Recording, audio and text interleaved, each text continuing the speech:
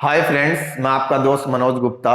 आप हमारा YouTube channel Takshashila 2020 देख रहे हैं। उसमें आपकी जो पहले इकोनॉमिक्स की वीडियो है वो हमने डाल दी है और अब साइकोलॉजी की वीडियो है वो अपलोड कर रहे हैं।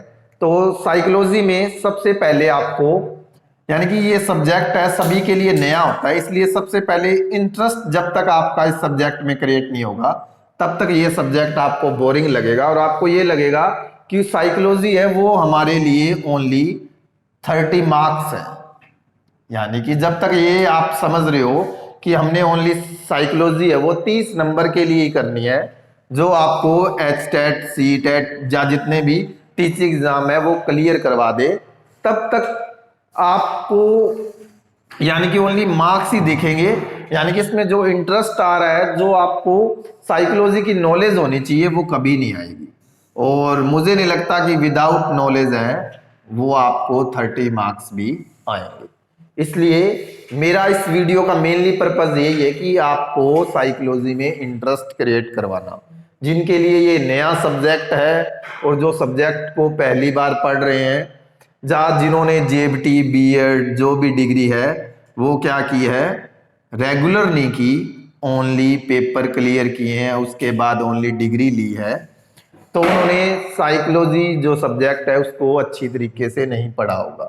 तो इसलिए साइकोलॉजी सब्जेक्ट के लिए आपको उसमें इंटरेस्ट क्रिएट करना होगा और इंटरेस्ट जब तक क्रिएट करोगे उसके बाद आपको जो 30 मार्क्स हैं वो इजी लगेंगे और आप इजी वे में वो 30 में से मिनिमम है 25 या 20 मार्क्स है वो आराम से ले सकते हैं विदाउट यानी कि डिफिकल्टी के। यानी कि आपको इतना रिमेंबर भी नहीं करना पड़ेगा, क्रैमिंग भी नहीं करनी पड़ेगी, ट्रिक्स को भी फॉलो नहीं करना पड़ेगा।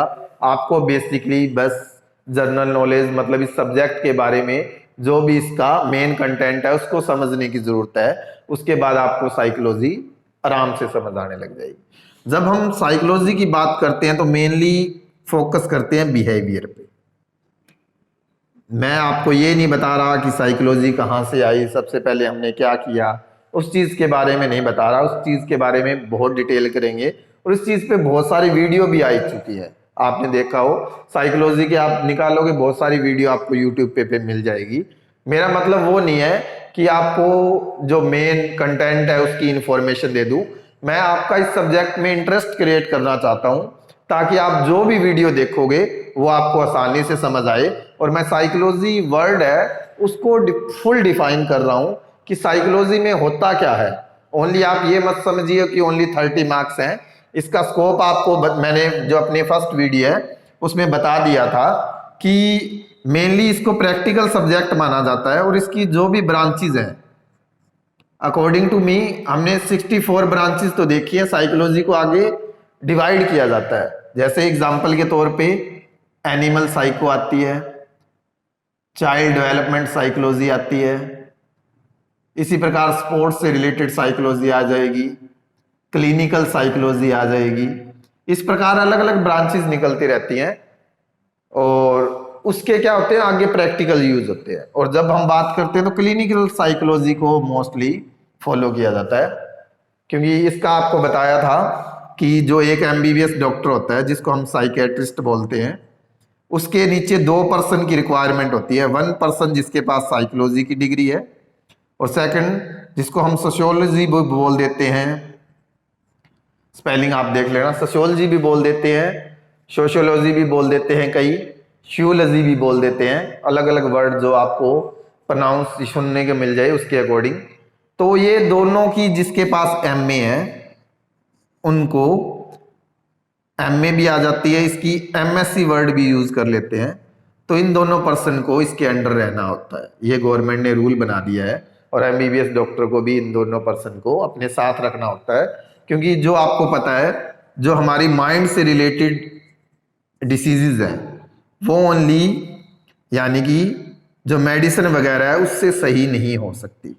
उसके लिए आपको उसकी सोशल कंडीशन देखनी पड़ेगी, उसके लिए आपके पास सोशियोलॉजी शियोलॉजी का एक्सपीरियंस होना चाहिए और दूसरा उसकी आपको मेंटल कंडीशन भी देखनी पड़ेगी और उसके लिए आपको साइकोलॉजी उसकी ज़रूरत पड़ेगी। और साइकोलॉजी के लिए आपको क्लिनिक, इसकी एमफिल क्लिनिक साइकोलॉजी होती है और उसकी ज़रूरत पड़ेगी।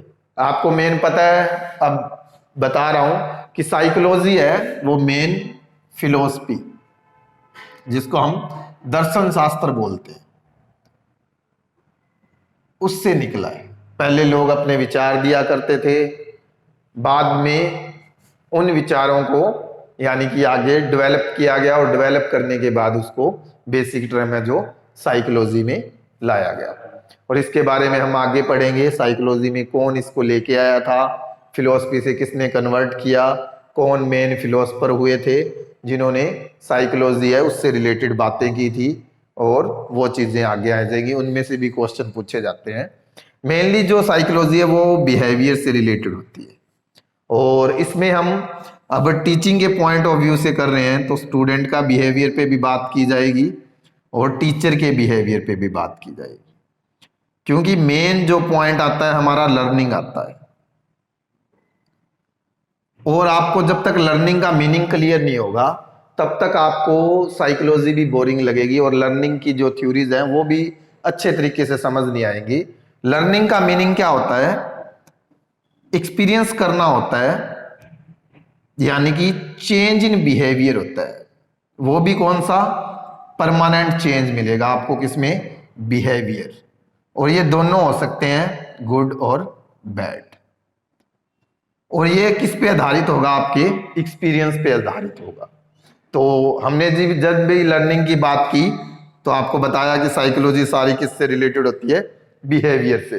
तो बिहेवियर की बात आ गई तो स्टूडेंट और टीचर में जब भी हम बात करेंगे तो किसके बारे में बात करेंगे? लर्निंग के बारे में। जो लर्निंग की मेन थ्योरीज आती है तो उसमें ये बात करेंगे। अब सेकंड, आपको पता है कई स्टूडेंट्स को पढ़ने में इंटरेस्ट नहीं होता, तो टीचर को उनको क्या करना पड़ता है? मेन मोटिवेट करना पड़ता है। मोटिवेट करने के बाद कुछ बच्चे हैं वो बहुत अच्छा पढ़ते हैं और बार बार उनको मोटिवेट करने की जरूरत होती है, इसलिए आपको मोटिवेशन थ्योरीज भी पढ़ी जाएगी।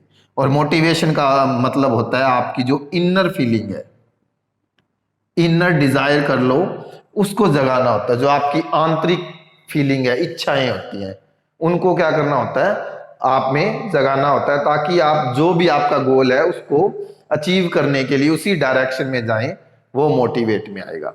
इसके बाद आपको पता है टीचर को एक गुड लीडर होना चाहिए। लीडर क्यों होना चाहिए? क्योंकि जब हम लीडर का बात करते हैं तो इसका मतलब होता है लीड करना। और लीड का मतलब है कि जो भी आपके स्टूडेंट्स हैं वो आपको क्या करें? फॉलो करें, मतलब आपकी हर बात को माने। और इसलिए आपको बच्चों से हर बात मनवाने के लिए क्या होना चाहिए? एक अच्छा लीडर होना चाहिए। लीडर की भी थ्योरीज हैं और ये भी हमारे क्या आएंगी, यानी कि साइकोलॉजी का पार्ट बनती है। स्टूडेंट टीचर रिलेशनशिप में इतना ज़्यादा कुछ होता नहीं है, लेकिन जब आप मैनेजमेंट से रिलेटेड पढ़ते हो और वहाँ पे ऑर्गेनाइजेशन बिहेवियर आता है तब आपको लीडरशिप की थ्योरीज की जरूरत पड़ती है। उसके बाद जब हम बात करेंगे तो चाइल्ड डेवलपमेंट साइकोलॉजी के बारे में बात करेंगे। ये क्यों पता होना चाहिए? ये बच्चे की एबिलिटी के बारे में पता होना चाहिए।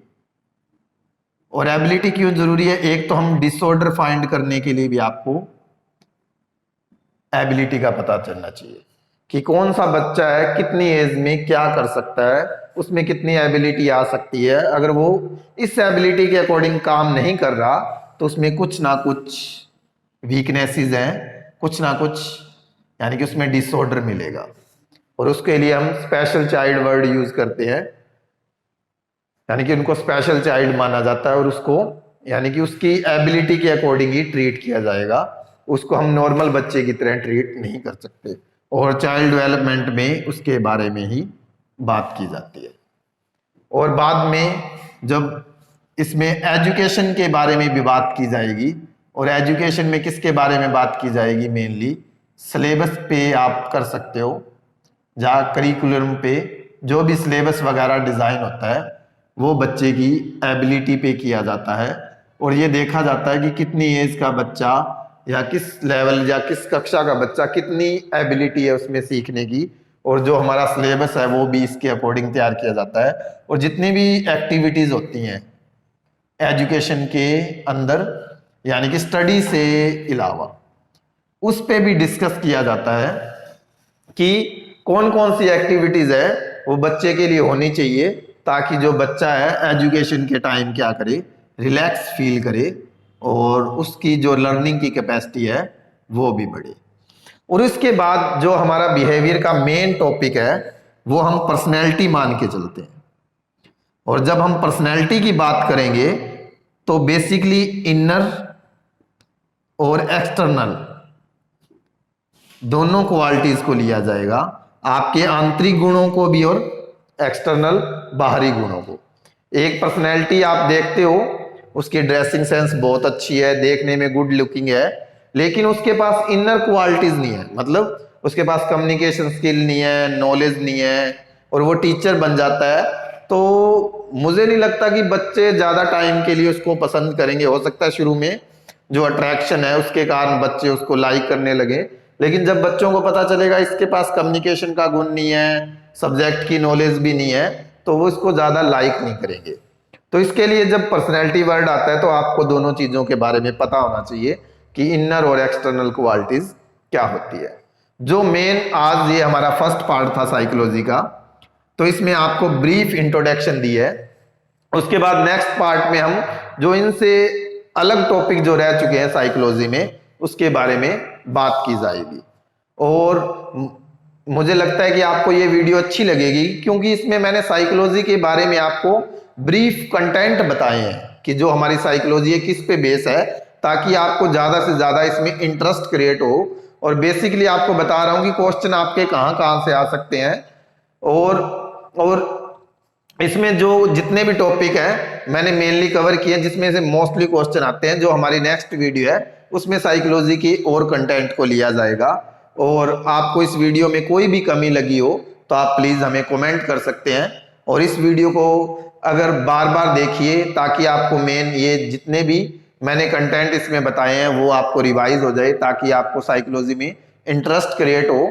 और आप इस वीडियो को अच्छा लगे तो आगे लाइक कीजिए, हमारा यूट्यूब चैनल है उसको सब्सक्राइब कीजिए, और आपको और भी कोई वीडियो चाहिए हो जो पहले साइकोलॉजी से रिलेटेड वो हमें बता सकते हैं, उसकी वीडियो आपको पहले ही दे दी जाएगी।